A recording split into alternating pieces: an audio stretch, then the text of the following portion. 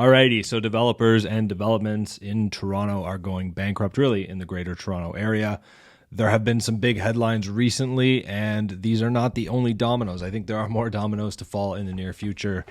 So let's talk about some of these headlines. The first one we're going to talk about is The One. Obviously, this is the biggest news in Toronto real estate right now. So The One, Sam Mizrahi and Jenny Coco's luxury condo project at Yonge and Bloor, put into receivership with $1.6 billion in debt, which is a tremendous amount of debt. So if you're not familiar with The One, potentially the tallest residential tower in Canada. The reason I say potentially is because Sky Tower at Yonge and Lakeshore is looking for a height amendment from the city, as is The One here. So we'll see who ends up being the tallest, but either the tallest or the second tallest residential tower in Canada, right here at Yonge and Bloor. So this is Bloor here, this is Yonge here. What's actually kind of interesting is it seems the land under Yonge and Bloor is pretty much cursed, right? This is One Bloor East, The One is One Bloor West, and One Bloor East, if you recall, you probably don't recall, but if you do, it was taken over by another developer as well in 2009. So that's not the case with The One. If you read through this article, you'll find that Mizrahi is staying on as the developer and the general contractor, and he also retains his equity position in the project. We'll see how much equity that actually is after we see how everything shakes out. But what's really interesting is when you dig into the numbers here, you can see their sales. So they've sold really well. They've sold 80% of the project, which is saying something because it is the most expensive residential tower in Canada, or at least in Toronto. So they've sold 346 of the 416 condo units, which means they have 70 units remaining. Total sales revenue is $675 million. Now that is a far cry from $1.6 billion, right? Now, if you pull up the architectural plans and you look at the higher floors where the unsold units are, right? So those 70 units that are unsold are really primarily 50th floor and up. And if you look at the floor plate, you'll see they're large units, right? 1,350 square feet, 1,400, 1,500, and they head up from there. And when you look at the price, the asking price for those units, for example, Suite 3 is one of them. So floors 49 through 61, 1,499 square feet. And this unit will set you back $4.8 million. So roughly $3,000 a square foot. So if you do the math on 70 units at $3,000 a square foot, they're certainly still very shy of that $1.6 billion number. And I think the reality is this thing's going to get built. It's just a question of by who and when it's going to complete and how much money everyone's going to lose in the process, right? Unless they can manage to sell for $4,000, $5,000 a square foot, which just isn't possible, right? Now, granted, $1.6 billion, assuming that's the total amount, I don't imagine all of that money is already into the project. There's probably typically when you look at the way these things work, there's the developer has some equity in the project, then you have various debt, including the construction financing, which often is based on a draw schedule, right? So, you know, when you start the dig, you get 100 mil. When you hit grade, you get 100 mil, whatever the case is. You know, I'm very uneducated when it comes to development. I just know the basics, right? So the question is why this happened. Well, number one is the profit margin is very low on developments in Toronto, 7 to 13%. Realistically, you have to pro forma, meaning when you buy the site and you're applying for your loans, you gotta show 15 to 20% profit margin based on what you're going to sell the site at. But of course, after some unexpected delays or cost inflation, that will erode.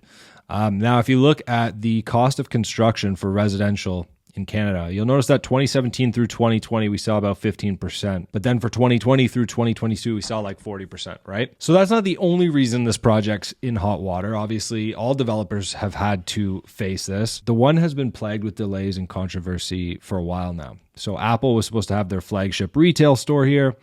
They, of course, pulled out because the project's running way behind schedule. Now, what's interesting to me is some clients have actually called me about this site and basically said, you know, in your videos for the last couple of years, you've been talking about smaller developers facing turmoil in this market. But I wasn't expecting to see this from someone like Mizrahi, which is interesting. Not to minimize anything the guy has done, but he's only been developing for like a decade, right? So he comes from, basically he had a very successful dry cleaning business, and then he put everything on the line and decided to become a real estate developer. And to his credit, right, again, I don't want to minimize what the guy has done, but he's delivered some of the most expensive resale buildings, the best boutique buildings in the city. So for example, 133 Hazelton here sells at $1,850 a square foot resale, fourth most expensive building in Toronto. 181 Davenport is probably like $1,700 a square foot. Yeah, $1,750 a square foot. So it's the sixth most expensive building. So the guy knows a thing or two about luxury buildings, but keep in mind, right? 68 units, and then here you have 37, and then at 128 Hazelton, you've got 20 units. So the guy's delivered a grand total of like 125 units. When you look at the size of developers in Toronto, right, you can see this graph here that I stole from Condo Essentials. So Tridel, for example, has delivered 87,000 units, okay? Obviously, you have Monarch, which is now Mattamy, Empire, Plaza, Pemberton. Now, that's not to say big developers don't go bankrupt, right? Obviously, you got Crestford right here. This was made back in 2018. But it's just to say, essentially, you have basically the most architecturally difficult building in the city being developed by a developer who's, delivered a grand total of 125 units. A lot of things could have gone wrong, even in a great market, even if everything went according to plan. But of course, now you've got cost inflation and delays. And so it's just going to be interesting to see how this all plays out. Now, this isn't the only story, all right? We've got our buddy here, Steve Zaretsky, tweeting basically a big fish in the Toronto development space is toast, spread thin, and levered to the gills. It will turn heads in 6 months when it becomes public knowledge. I shouldn't say any more than that, other than to say that this Vancouver developer may or may not also have site or sites in Toronto.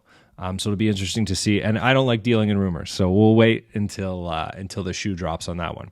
You also had this story, right? Now, this is a very different story because Stateview Homes is accused, again, all allegedly, this video is entirely my opinion, nobody sue me, okay? Allegedly a $37 million check kiting scheme in order to make it seem like there was new funds coming in all the time. Now, this is a different story because obviously there's no fraud alleged at the one. It's just a case of running over budget. And it's interesting too on the note of debt, like Kephana Bank from South Korea. It's odd to see like a South Korean bank lending on a Toronto development, right? You have to ask yourself, like, how did Mizrahi, certainly Mizrahi was not the only person interested in this parcel of land, right? It's literally Young and Bloor. So how did he get it over all the other developers that are interested? Well, the answer is obvious. He paid more than anybody else was willing to pay because nobody else saw the vision that he saw. And then we get to this story here. Toronto builders project stalled as construction woes mount. This one's near and dear to my heart because Grand Central Mimico is such a killer project. So basically, Van Dyke, they've got a stop work order on many of their sites. Allegedly, they owe a lot of money. Allegedly, they owe a lot of money to the contractors. So, $800,000 in unpaid work on the Grand Central Mimico site. I mean, it's just brutal to see this, right? Like there's such a shortage of housing in Toronto, in the GTA already.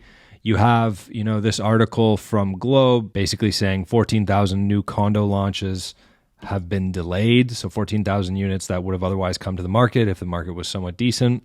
Developers have just decided to shelve it. And that doesn't include the projects that have launched and then not gotten the demand that they were looking for and then shelved, right? So we saw that in Mississauga recently. Developer launched, didn't get the interest they wanted on launch, and so they paused sales, and they will remain paused until the market returns. So you're seeing a lot of that, and I think you're going to see more of it. And so the reality is just this low sales volume environment for pre-construction that we're currently in. Yes, there was a little bit of an uptick in September, but, with sales running this far below the 10-year average, you got to remember developers have to achieve 70, 80% sold before they can break ground, before they can get a construction loan. So you're just going to see more and more of this. You're going to see more new supply get canceled or shelved. Obviously, in the case of condos, your deposits are insured with Tarion, and then anything above the Tarion limit's insured with excess condominium deposit insurance. So it's inherently a little bit less risky than freehold, but still, there's nothing worse than having a project cancel on you. So that's it for this video, guys. Hope you enjoyed, and I'll see you guys next video.